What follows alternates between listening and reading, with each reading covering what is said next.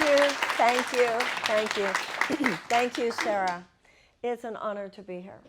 And a real exciting opportunity that we can talk about the things we're talking about today in this space. Not just this space physically, but this space energetically and attitudinally. Mahatma Gandhi said that politics should be sacred. And when he said that, he wasn't saying it should be about religion as in dogma or doctrine. That's not what he meant. He meant that we should approach politics from a sacred place within ourselves.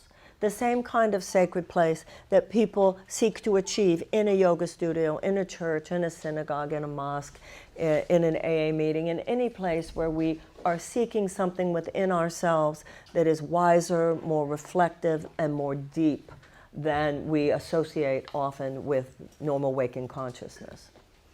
Einstein said we would not solve the problems of the world from the level of thinking that we were at when we created them. And the problems of the world are very big today. And yet the conversation that dominates our politics is very narrow, it is very superficial, and it is corrupted by some of the concerns that should be considered the least applicable to deep problem solving. Now, this has created all manner of problem. On one hand, it's made some of the deepest thinkers so turned off that some of the people that we need most engaged in our collective problem solving have chronically disengaged from politics. A lot of people who are interested in the most enlightened thinking look at politics for the very reason I said, the entire level of conversation, and thought it's so toxic, I don't want anything to do with it. And that has only made that situation more toxic because it hasn't been infused enough with some of the deepest thinking. And then the more toxic it became, the more people seeking a more enlightened perspective wanted nothing to do with it. Now, I don't tell you where this has gotten us. I don't need to tell you where this has gotten us. To the point now where masses of Americans are going, whoa, whoa, whoa, whoa, we have to do something. So you're here today, and you feel like millions of Americans that we know we have to address politics now. You don't have to be a rocket scientist to know we have a crisis of our democracy. We've really got to do something. People know that. But that should not mean we have to sacrifice the more enlightened perspective that so many of us have embraced in order to go into politics, considering the fact that politics, the way it is what got us into this problem to begin with. So what needs to happen is that we need to transform the political conversation itself. And that's why I love having these conversations in yoga studios, in churches, in religious places of worship, and I feel the same way in colleges and universities where new ideas are being incubated. Basically what we're talking about here is the fact that this is the 21st century, and our political establishment has not gotten that memo yet. Now, the 21st century is a different mental filter than the 20th century. It is like the 20th was different than the 19th. There's nothing odd about that. That's how humanity moves forward. The American people are ready for that. The American people are not the problem. That's what I've learned about all this. I've learned in my experience at campaigning that the political system is even more corrupt than I feared, but the American people are even more wonderful than I knew. The American people are fine. That's not where the problem lies. The American people are generative, we're regenerative, we do new things. We were born out of a revolution. We were born out of the idea that we're not doing that anymore. We're going to do it another way. That's in our DNA. And every great movement forward, from abolition to women's suffrage to civil rights, has been that. Has been people saying, no, we're not going to do that anymore. We're going to do something else now. That's wrong, and we're not going to do it anymore, and we're going to do something else that we're going to come up with. That's the American spirit. And you see it in education, and you see it in religion and spirituality. You see it in health and wellness. You see it in business. You see it in so many areas. But you don't see that spirit in politics, because politics is an entrenched system where perpetuating the status quo is the name of the game. In every other area, we're after results. So if something's not working on Wednesday, you make sure you change it by Saturday. But in politics, it wasn't working Wednesday. Well, we'll do it again. But it didn't work Wednesday, and it's not going to work Thursday, and it's not going to work Friday. Okay, they say, we'll tweak it a little. And you know what? Tweaking it a little is not going to transform this country. We have to go deep. We have to go real. Now, I'm running for president. As you know, I'm about 1,736 people who are running. And they're all really cool, and they're all really good, and they're all very nice people, and they're all telling you the truth. What I'm saying to you, however, is we have to do more than tell the truth. We have to do what you have to do in a court of law, where you raise your hand and you swear to tell the truth, and the whole truth, and nothing but the truth. We need a level of truth-telling now that we don't normally associate with politics. We need the kind of truth-telling that happens when you go to therapy.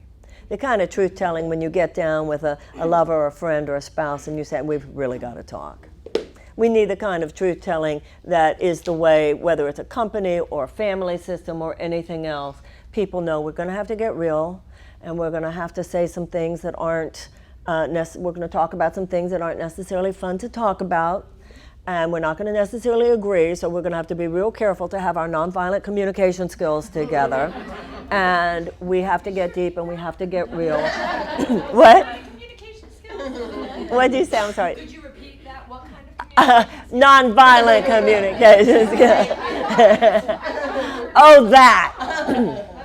And what I have learned working for 35 years, up close and personal, with people whose lives are in crisis, and also being a human being who's had my own crises, is that if you do what I just said, you really are willing to look in the mirror, and you take a brutally honest look at yourself, and you, as they say in AA, admit your own character defects, and take your own serious moral inventory, and you atone for what you need to atone for, and you make amends where you need to make amends, and you're willing to change in some places where you know you need to change, and you're not going to whine and bitch and moan and make it about other people, and instead rise to the occasion and claim a new kind of future by claiming a better place within yourself, situations do change. That's how people change. And all that a nation is a group of people.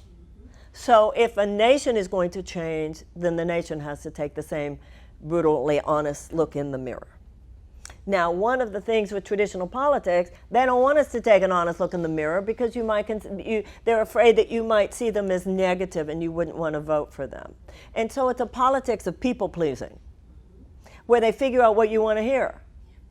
I'm not here for that. That to me is not leadership. Leadership is where somebody tells you what that person feels really needs to be said, what we really need to talk about. Not necessarily what's fun to talk about, not necessarily what gives you what you want today. It's just like it might save the country, save the democracy, have the planet for our children and children's children to be habitable, that. And I find that the American people, we are good people. We're decent people. I'm not saying we're better than other people. I don't think we're better than other people, but I think we're good. I think we're decent. And I'll tell you something else that I've learned being around so many people whose lives were in trouble. What I've seen, and it's counterintuitive, but what I've seen over and over is when people hear bad news, that's when people become their most intelligent. So politics says, oh, don't tell people that it might scare them. No. We're adults. We're not children. And that's part of what's happened in politics. The citizenry has been infantilized. We've farmed out our deep thinking. There's no deep thinking going on there. I remember after one of the debates, I read somewhere, Marianne Williamson was out of her depth at that debate. And I thought to myself, there is so no depth going on there. There was no depth going on there. Right? There was no depth there. But we really need to have an in-depth conversation. And what will happen in this country when we do is that this country will change. It's going to take some time. We're going to have to get deep. We're going to have to get real. We will transform. And on the other side of that, we will have the greatest chapter in American history yet. Won't it be extraordinary when we know that our fingerprints are on that? Yes.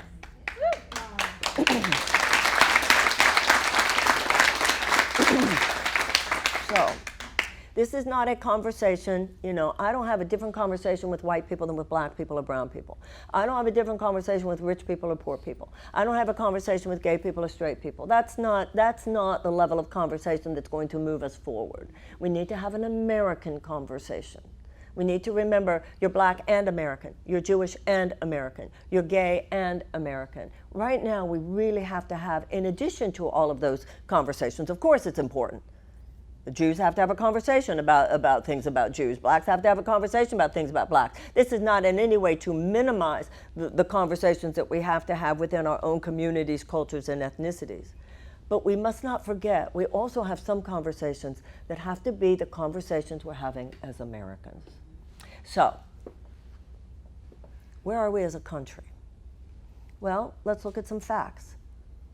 We've got 93 million people in the richest country in the world, and that's almost 1/3 of our citizens living with chronic economic anxiety. And that is due to the fact that that many people live near poverty. We have between 39 and 43 million people living in poverty, and up to 93 million people living near poverty. There's a lot of conversation these days about mental health issues, but I have a really great idea. Why don't we stop driving so many people crazy? Why don't we stop creating conditions that make chronic tension and anxiety and even depression almost inevitable? Because if you live every single day not knowing what would happen if you got sick, not knowing what would happen if you had an unexpected $500 expense, not knowing what would happen if one of your children got sick, not knowing how you will ever send the children that you love to college, not knowing how you will ever get out from underneath these college loans. Look how insidious this is. So the political establishment talks to you about providing mental health because they don't want to talk about the cause, because if we talk about the cause, we see how much the public policy that they created or the public policy that they have not created is at cause for all these mental health issues. Now, I'm not saying those are the only causes of mental health issues. There are obviously other issues. But we are making a mistake by underestimating how much these collective societal and economic conditions contribute to the societal dysfunction that we see all around us. Now, that right there shows how important economics is. Now, we had none of this wealth inequality stuff going on in the 1970s. In the 1980s, an economic theory called trickle-down economics took hold. It took hold of our government, and some of us are nodding because we're old enough to remember the radical changes that this brought about. Now, for those of you who are young, I'm not romanticizing or glamorizing or whitewashing what American capitalism was before the 80s. I'm not saying it was perfect, but believe it or not, the U.S. corporation before the 80s was expected to care. So if somebody, let's say, had worked for a company for decades, the social consensus was such that the company was supposed to care whether or not that person had a dignified retirement. You'd think that didn't matter much, but it does. It means that the social order was one in which the idea that we should care for each other was an accepted truth. Now, that also meant, in other ways that we'll be talking about here today, it's not like America always did the right thing. Nobody can say America always did the right thing. But before that time, the social consensus was we were supposed to try. We got that we were supposed to try. I'll give you an example. There was this thing called the My Lai Massacre during the Vietnam War, where American soldiers massacred a village, basically. Well, the whole country hung its head in shame. No, America's not supposed to do that. But right now, for the sake of $360 billion in an arms sale to this murderous crown prince in Saudi Arabia, we're giving aerial support to a genocidal war that Saudi Arabia is waging against Yemen. Tens of thousands of people in Yemen have starved, many of them children whose pictures are all over the internet, and we're not talking about it. It's like not an even conversation. We have become so disconnected from conscience when it comes to the public sphere. Now, we're not disconnected from conscience or integrity or concerned about what's the right thing to do or love or forgiveness in our personal lives. That, I don't think we're different than anybody else. I think the average American, and I'm sure that includes everybody here, does want to do the right thing. It does say to somebody next to you, do you think I did the right thing? Do you think I was too harsh? Do you think, I mean, should I just forgive? I mean, do you think I'm being discerning or judgmental? I mean, these are the kinds of things the average American does discuss. But we have withdrawn that level of inquiry from the public sphere. We've farmed it out. We think, well, we say things like, I'm not political. Or we come up with justification like the one before, which is, it's so toxic, or whatever it is. Now, there's talk about toxic. I'll tell you the toxic brew. When this economic theory, a new economic theory that exploded onto the scene in the 1980s, it had a president, it had Congress, it had huge amounts of money and power behind it. And it was the idea that the company does not owe ethical or moral responsibility to people. That all that the U.S. corporation should owe is financial, they call it fiduciary responsibility, to its stockholders. Even if that's at the expense of the worker or the community or the environment. Now, something that's very interesting, actually, is that a man named Milton Friedman, who was the main, and this all came out of, they were called the Chicago Boys. It came out of the School of Economics at the University of Chicago. But it's interesting to note that Milton Friedman, who himself was the main articulator of this theory, he himself said, but you have to have a universal basic income to make this safe. Isn't that interesting? But they left that part out. Yeah. So what happened was you have this idea of an amoral. Now this is interesting because those of us who are interested in personal transformation, in psychotherapy, and spirituality can see how this happened. It wasn't an immoral system. It's simply an amoral system. So that economic system is not filled with people who wake up in the morning and say, how can I hurt inner city children? It's not a system that wakes up in the morning and says, how can I hurt indigenous tribes? It's not filled with people who wake up in the morning and say, how can I desecrate the earth? It is simply filled with people who feel they're justified in not thinking about those things one way or the other. So you say, well, who's supposed to care about that? Government.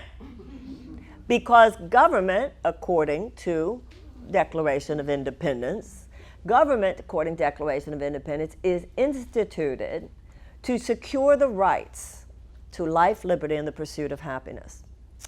But what happened was that theory says that fiduciary responsibility to the stockholders, as opposed to all the other stakeholders, and we're all stakeholders in what happens in corporate America, not just people who work in a particular company, that should not only be the way corporations can operate, but that government should keep its hands out so that more money can be made. They called it job-killing regulations. I read a big article this morning. We're all learning about the Boeing disasters because all the teeth had been taken out of the FAA, the Federal Aviation Administration, and Boeing got to do whatever it wanted because Boeing would make more money. Same thing with the opioid crisis. All the teeth taken out of the Food and Drug Administration so that the Sackler family and all the predatory pharmaceutical executives were selling OxyContin that you look at now, of course they're all being indicted because they were over-prescribing, over-manufacturing. Why? So that they could make more money. So more money for corporations became our bottom line. And then it only got worse because these corporations could spend so much money giving donations to politicians that for all intents and purposes, by the 90s, we had a situation where the government had become more an advocate for short-term profits for corporations than advocates for our safety and our health and our well-being, and the safety and health and well-being of our children, and the safety and well-being of the people of the world and the planet on which we live. And that has led us to where we are. We don't have proper health insurance that we need in this country because of health insurance companies and big pharmaceutical companies. We do not have reasonable gun safety legislation because of gun manufacturers. We do not have a healthy environment because of fossil fuel companies and oil companies. We don't have healthier food because of chemical companies and food companies. And we don't have a foreign policy based on moral leadership so much as on sales to people like the Saudi Arabian prince because of defense contractors. And that's where we are. Now, in 1776, we repudiated aristocracy. And aristocracy was a situation, as we know, where only a few people were entitled to win. A few people in the landed gentry were entitled to own houses and land and get educated and make their dreams come true, and nobody else could. We basically reverted. We have this corporate aristocracy of the health insurance companies and the big pharmaceutical companies and the gun manufacturers and the food industry and the defense contractors. First, they get their short-term profits. And then everybody else. So what this trickle-down economic theory, what they said at the time, was that they would get more money and then they would create jobs. And they would create jobs until all that money would trickle down and lift all boats, they said. Well, after 40 years, I think the jury's in. It did not lift all boats. It has left millions and millions of people without a life vest. It has left those 93 million people living in chronic economic anxiety. It has created a situation where 1% of Americans own more wealth than the bottom 90% of Americans. This is very unstable, whether you're rich or you're poor. This is unstable. This is not stable, and this is not democratic. There's a late Supreme Court justice who said you can have large amounts of money concentrated in the hands of a few, or you can have democracy. You cannot have both. Now, we repudiated aristocracy in 1776. It's time for us to repudiate it again. It turns out that the American Revolution is an ongoing process. Now, I'm not anti-capitalist. This is not an anti-capitalist argument at all. Some very, very successful capitalist leaders, people like a man named Ray Dalio, people like Jeremy Grantham, even the people who are behind this very big capitalist organization called the Business Roundtable said the other day, short-term profits should no longer be the goal. This is not a moment, this is not rich versus poor. Not every rich person in America is a greedy bastard. That's not what's going on here. It's a system itself that all of us as Americans need to realize that American capitalism and American government must reclaim its conscience. That we should not be, our bottom line should not be an economic bottom line. Our bottom line should be a democratic bottom line. It should be about democracy and about humanitarian values. We have to shift from a paradigm from what has become an economic organizing principle to a humanitarian organizing principle. And that is why I'm here. It is time for the humanitarians and the lovers and the seekers and the healers. It is time for the scientists and the teachers. It is time for people who know that in the 21st century, we don't see the world as a machine. We have an integrative, holistic, whole person perspective. You start with relationships with people. You start by taking care of people. All public policy should be based on one core principle. What would help people thrive? If you want a healthy society, if you want a happy society, if you want a prosperous society, help people thrive. It's a lie that's been sold to us. That which would most help people thrive, we're told we can't afford. This is just a huge illusion. You know, so many people in rooms like this have read books like A Sociopath Next Door. And you get, it sounds right, but you figure out, no, it's not right. And it's like a sociopathic economic system. There's no empathy there. There's no love there. It's all about something other than what you need. And so we need to change this. We need a massive infusion of economic hope and opportunity into the life of the average person. And the economics of that are not complicated. You repeal a 2017 $2 trillion tax cut where 83 cents of every dollar went to the richest individuals and corporations. You put back in the middle class tax cut. You stop corporate subsidies. Like last year, we gave $26 billion in corporate subsidies alone to oil and gas. These people are making billions, and we know what they're doing. $26 billion. You know what Martin Luther King used to say? He said, if they give it to poor people, they call it a handout. If they give it to rich people, they call it a subsidy. We need to say, we need to recognize that the U.S. government has actually agreed, gave away its right to negotiate with big pharmaceutical companies for the right to lower drug prices at a time when the Americans in this country can't afford their insulin. And our military, I certainly, my father fought in World War II, and I have a lot of respect for the U.S. military. This critique is not of the military. This critique is of the political decisions that are made. I think the military should have every dollar that it says it needs to protect us. But we spend hundreds of billions of dollars on top of what they say they need just to increase short-term profits for defense contractors. That needs to stop. That, for instance, is why I want a United States Department of Peace. We need to do as much. I'm sure there are people in here.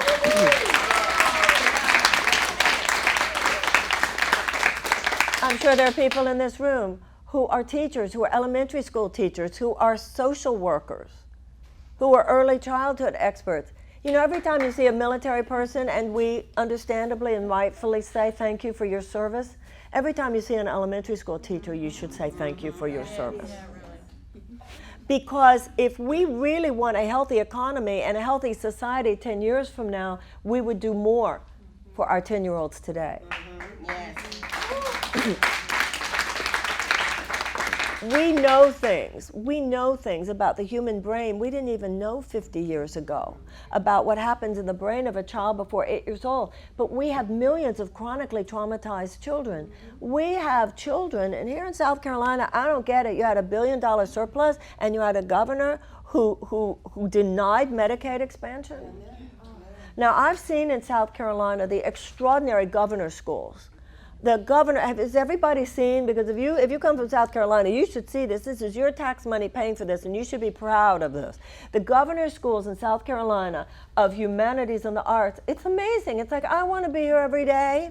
Of technology and science, it's amazing. But when you go to these schools, it's both totally inspiring and totally heartbreaking at the same time. Totally inspiring because, wow, this is what every American child, wow, this is what education could be. And heartbreaking because you have what, 280 students in each one. If I'm president, I want every school in America to be a palace of learning, a palace of culture, and a palace of the arts.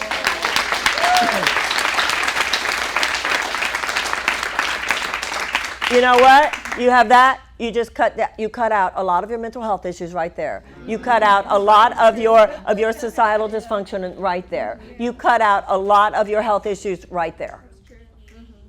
And you cut out a lot of your violence issues right there. You front end it. Front end it. Now that's not just incremental change. That's a kind of change that comes from an awakening, the kind of which we're talking about here today, which is it's a whole different paradigm. It's a whole different paradigm, but nothing short of that will turn this ship around. So I want a United States Department of Children and Youth. I met early in the campaign, I met in Greenville with some social justice workers. I met some people who work in poverty issues in South Carolina, children, amazing, social workers, educators. We have throughout this country the people and the best practices and the projects that we need to fix everything. This is true with our children. This is true with our peace building. This is true with the environment. The problem is not that these people do not exist. The problem is that that's not what we fund. So when I ask people in South Carolina, and this is almost eerie to me, because I get the same answer in every state I ask. When I meet with people who do the trauma-informed education, this is what we need. It's so much bigger than just the education department. It's so much bigger than just HHS.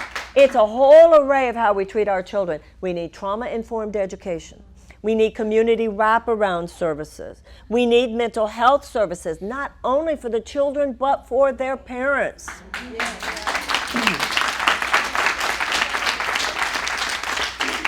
We need conflict resolution. We need trauma-informed education. We need anti-bullying. We need violence prevention. We need mindfulness in the schools. And there are people who know how to do all of that. And they're here in your states as well, South Carolina, North Carolina. Those people are everywhere. But when I ask of the children that need you, because sometimes they'll say we do these great things, and then the kids, and everything is so much better with this child. And I'll say, of the children that need this, how many are you able to reach? This is what's amazing to me. I hear the same numbers every time. 10 to 15%. We have 13 million hungry children in the United States, the richest country in the world. We have 43 million hungry. A lot of these children who are obese are actually malnourished. They keep eating, trying to get some nourishment. We have 13 million hungry children in the United States. We have children in the United States who are traumatized before preschool. Everybody's talking about universal preschool, great. But some of these kids have terrible behavioral problems even before preschool. I meet so many elementary school teachers, and some of them might even be in this room, who say, I can't take it anymore. I was educated to be an educator, not to be a behavioral therapist. These kids are just dumped onto the laps of our teachers. We have millions of American children who live in what's called, the very fact that this phrase exists, America's domestic war zone. Where psychologists tell us that the PTSD of these children is as severe as the PTSD of a returning veteran from Iraq or Afghanistan. Does not conscience lead us to rescue these children no differently than if they were the victims of a natural disaster? And why hasn't our political system already done this? I'll tell you why. Because they're not old enough to vote. So they're not considered a constituency. And they're not old enough to work. So they don't have any financial leverage. So if Washington is dominated by the undue influence of corporate money, what chance do these children have to compete with the clout of that corporate money? Who is going to intervene if not you and me? Who is going to intervene? I remind you that the abolitionist movement did not begin with the governments. The government didn't wake up one day and say, let's end slavery. It began with the abolitionist movement. People rose up. People stepped in. And same with the women's suffragette movement. It didn't begin with a bunch of people in the government who said, let's give women the right to vote. That's not what happened. With the women's suffragette movement, people rose up and people stepped in. And with the civil rights movement, it didn't happen because the government said we're going to fix it. With the civil rights movement, people rose up and people stepped in. It is absurdly naive for us to think the political establishment is going to repair itself, ladies and gentlemen. It is a status quo, and status quos only seek to perpetuate itself. That's how a status quo operates. If this is going to change, if we are going to move from an economic to a humanitarian bottom line, if we are going to get the money out of politics, if we are going to rescue America's traumatized children, if we are going to have a World War II level mass mobilization to reverse climate change, if we are going to pay reparations for the historical trauma and give economic remuneration both to black people in America and to deal with the issues of historical trauma with Native Americans, and if we are going to wage peace and not just endlessly prepare for war, if we are going to have any kind of fundamental changes in the direction of a moral repair in this country, it won't be because people whose careers have been entrenched for decades within the system as it is said that they'll improve things with a tweak here or a tweak there. If we're going to change, it's going to be because in our generation, we do what other generations have done. The people need to rise up, and the people need to step in.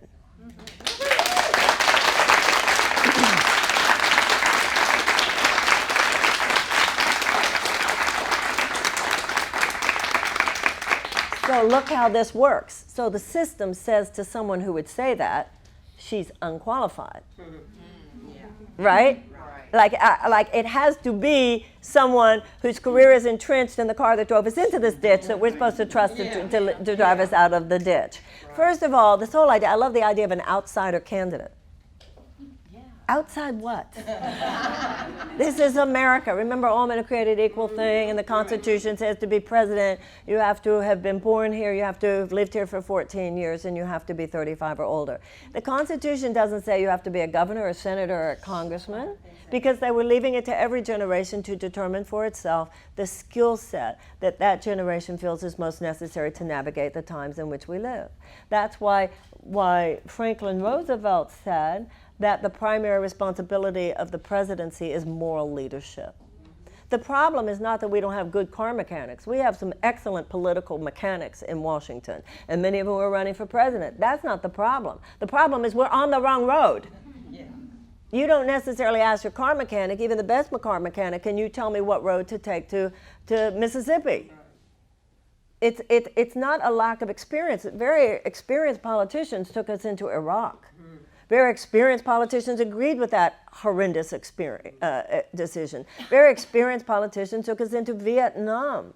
We don't lack experience of that kind so much as we lack moral certitude. We lack an alignment of public policy with doing the right thing. That which makes short-term profits for huge multinational conglomerates may or may not mean doing the right thing. And that's why you rescue these children, not because it's going to make immediate corporate profits, because you do the right thing. You don't leave children in that kind of humanitarian disaster. It's not about corporate profits. But the ironic thing, of course, is that doing the right thing always makes things better in the long run. If you want to have a healthy economy 10 years from now, that's what you do, take better care of these 10-year-olds today. Where do you think these children are going to be in 20 years? And the same with mass mobilization. We need a mass mobilization to reverse climate change. And I want a United States Department of Peace because the peace builders should be lifted to the same level of power in our national security agenda as is the military. So what I'm here to talk to you about is a kind of change that is disruptive.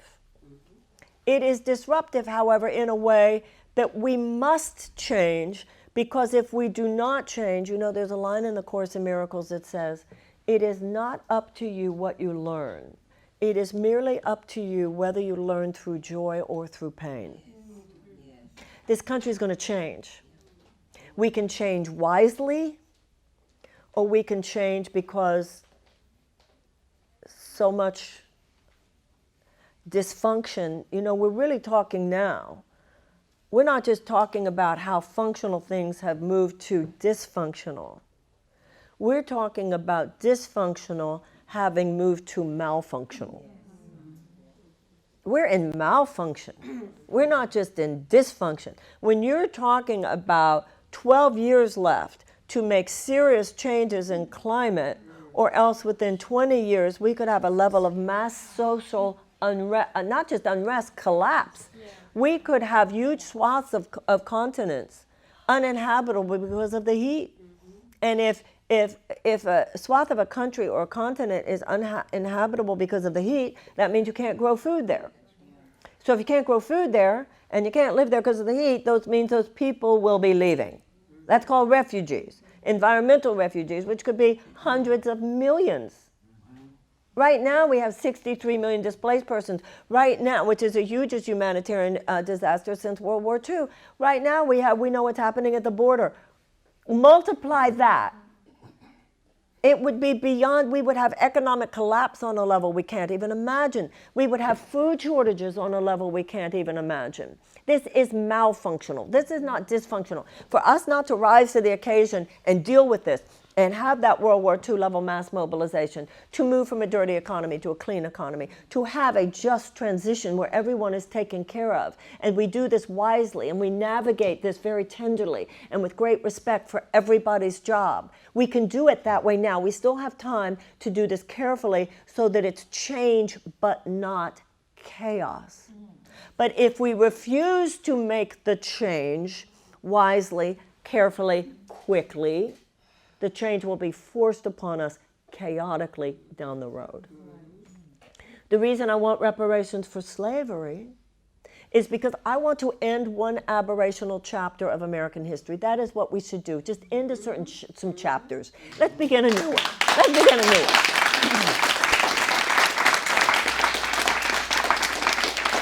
But you can't, whether you're a country or a person, you can't have the future you want unless you're willing to clean up the past.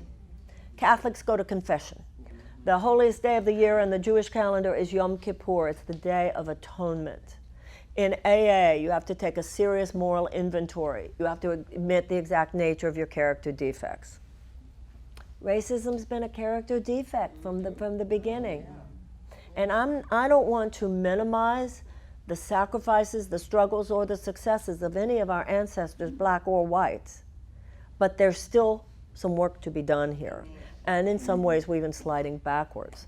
Mass incarceration, racial disparity in criminal sentencing, mandatory minimums, voter suppression. Now, Germany has paid $89 billion in reparations to Jewish organizations since World War II. Now, that doesn't mean the Holocaust didn't happen, and it doesn't mean reparations fixed everything, but it's gone far towards establishing reconciliation between Germany and the Jews of Europe. And that is why I believe we should pay reparations for slavery. And I believe that we could pay it. My plan is for a reparations council made up themselves of descendants of American slaves from a broad array of culture and academia and business and politics. The money, what I proposed is $500 billion to be paid over a period of 20 years. And the stipulation on the part of the US government would be that the money is to be used for purposes of economic and educational renewal. So the stipulation is economic and educational renewal. Within that, how the money is dispersed over 20 years should be up to black people. It should not be up to white people. If I owe you money, I don't get to tell you how to spend it. So when people talk about race-based policies, it's the same paternalism. I mess with you and I'm going to tell you how to fix you. We got to stop it, right? Whereas if the stipulation means a lot of money, certainly the U.S. government, that means all of us have a right to know that money is within economic educational renewal, because that's what reparations are. But within that, then that's will carry what reparations do that race-based policies don't do, is they carry moral force. Race-based policies provide some economic restitution, and it's good. I'm not saying let's not. I mean, all those ideas are where it could be money for historical black colleges or investment in home ownership. All of those ideas are good, but they're external allopathic remedies. They don't deal with cause. This is the 21st century. We need to be holistic. We need to be integrative. We need to be whole person. So when it comes to racial tension in America, we need to do more than just address the symptoms. And so what mea culpa, the thing about reparations is there is an inherent mea culpa. There's an inherent acknowledgement of a wrong that was done, a debt that is owed, and a willingness on the part of a people to pay it. And I know I'm in an area of the country where you know the history. And certainly every black person knows the history, but I think a lot of white people, it's not like I don't think the average American is racist. I don't, actually. I don't. But I think the average American is vastly undereducated. They don't really know all the history, or they learned it in the 7th grade. So when you see it, the first slave ships in 1619, slavery not over till 1865, that's 250 years. Slavery. And that was followed, except for the 12 years of Reconstruction, was followed by another 100 years of institutionalized violence against black people. Lynchings and Ku Klux Klan. What's that if not domestic terror? And I think we would all agree that if you have kicked someone to the ground, and 350 years of institutionalized violence is certainly kicking someone to the ground, you owe them morally 2 things. Number 1, stop kicking. Yeah. Yes. And number 2, would you not be responsible for saying, here, let me help you get back up? Yes. Yeah.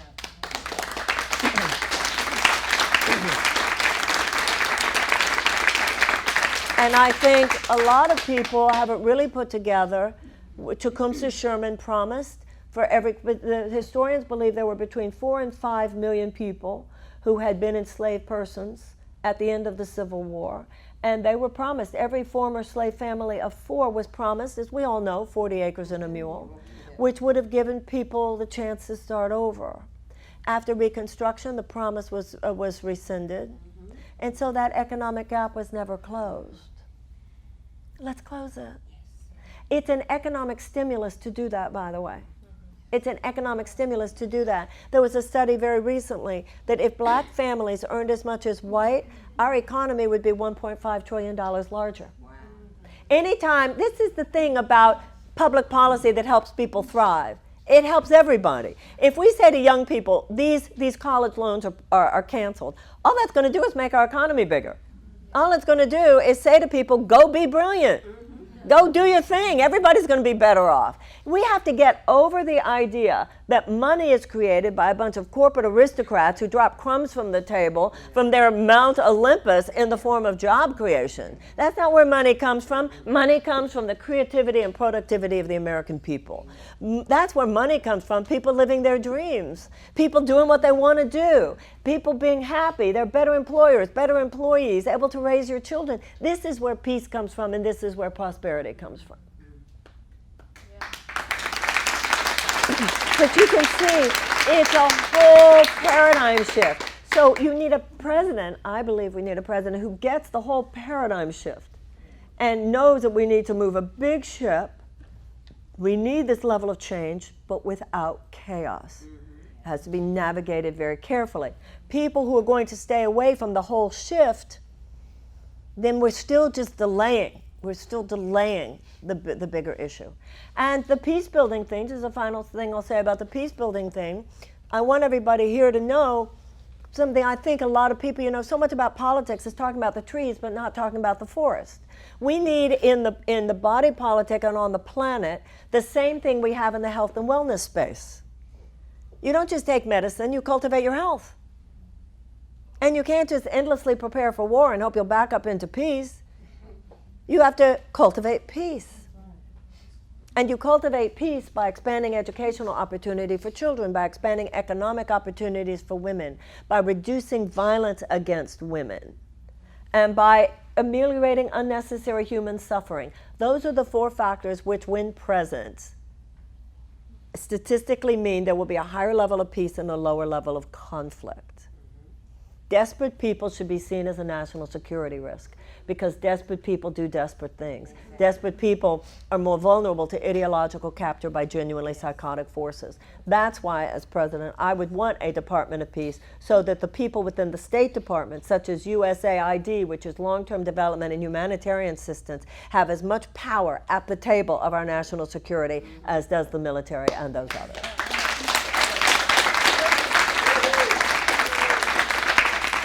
Now, I want to take questions and comments, whatever you want to talk about, but I will say this.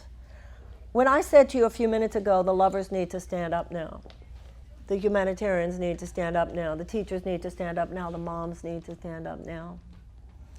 All of us who know that doing the right thing and love and conscience is what matters most, we need to recognize as citizens, we have not just the right, we have the responsibility to weigh in here.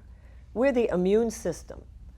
Someone like a president without conscience, without empathy, is just an opportunistic infection. It couldn't have gotten hold of us had we ourselves not had a weakened societal immune system. And if all we do is elect another president but don't make this fundamental shift, then that same force will be back in the midterms in 22 and in 24. This is so much bigger than not going over the cliff. We have to get out of the vicinity of the cliff. It is the 21st century. And we all learned as kids, when any animal, any species behaves in ways that are maladaptive for its survival, it evolves or it goes extinct. Yes. You know, most of us in this room have had the experience of someone that we knew who needed an intervention. They were drinking too much or they were taking drugs too much. And we all know in modern America, because this is such a common experience, unfortunately, we've all learned the hard way from knowing people who died that the survival of the physical body could not be guaranteed. We're very sophisticated about that. When anybody in this room, you hear that somebody, did you see her at the party last night? Yeah, I saw, she fell down the stairs. Yeah, I saw. Do you think we ought to do something? Everybody knows what that means now. Well, we are in magical thinking if we think the survival of our democracy can be guaranteed. And at this point, the way we're treating the earth, we're in magical thinking if we think the survival of the species can be guaranteed. We need an intervention. Yes.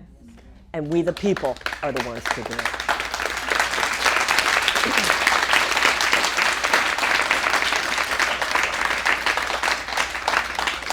When hatred and soullessness and lack of empathy and lack of conscience and racism and bigotry and homophobia and anti-Semitism and those kinds of forces are being so loud, love cannot afford to just whisper.